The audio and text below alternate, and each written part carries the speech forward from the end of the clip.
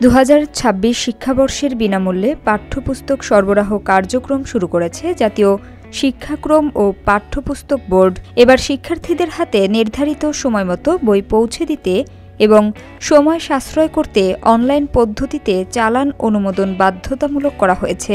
সম্প্রতি এনসিটিবির সচিব প্রফেসর মোহাম্মদ শাহতাব উদ্দিন স্বাক্ষরিত একটি স্মারকে এ বিষয়ে জেলা ও উপজেলা শিক্ষা কর্মকর্তাদের নির্দেশনা প্রদান করা হয়েছে।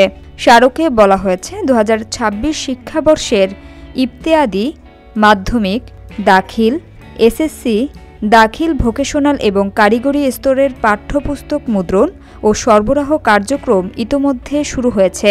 স্মারকে জেলা ও উপজেলা শিক্ষা কর্মকর্তাদের জন্য নতুন নির্দেশনা দেওয়া হয়েছে। এর মধ্যে রয়েছে নির্ধারিত টেকনিক্যাল স্পেসিফিকেশন অনুযায়ী মুদ্রণ প্রতিষ্ঠান থেকে বই গ্রহণ এবং দ্রুততম সময়ে অনলাইনে চালানের অনুমোদন দেয়া। এছাড়া সাপ্তাহিক ছুটির দিনগুলোতেও পাঠ্যপুস্তক সরবরাহ ও গ্রহণ কার্যক্রম অব্যাহত থাকবে। প্রত্যেক জেলা ও উপজেলা মাধ্যমিক শিক্ষা অফিসারকে নিজ নিজ ইউজার অ্যাকাউন্টে উপজেলা মাধ্যমিক শিক্ষা অফিসারের নাম, মোবাইল নম্বর ও স্বাক্ষর হালনাগাদ করে আপলোড করতে হবে।